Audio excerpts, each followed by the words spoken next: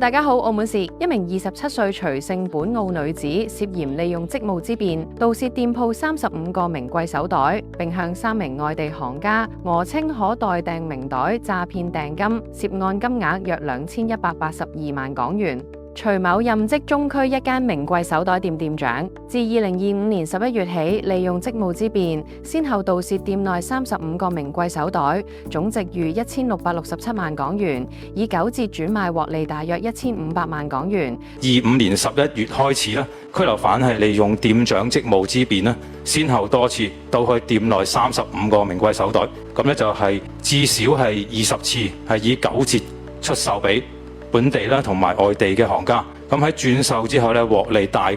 1500萬港元。經調查，徐姓拘留犯咧已經將涉案大部分嘅贓款咧係已經用於投資虛擬貨幣。徐某同時冒用公司名義，向3名外地行家訛稱可代訂名袋，詐騙訂金共515萬港元，並簽發店內單據。司警於某手袋回收店尋回2個總值40萬港元嘅手袋，已經扣查手機等證物，將追查贓物及贓款下落。案件已經移送檢察院偵辦。關注澳門事，了解身邊事。多謝收睇，拜拜。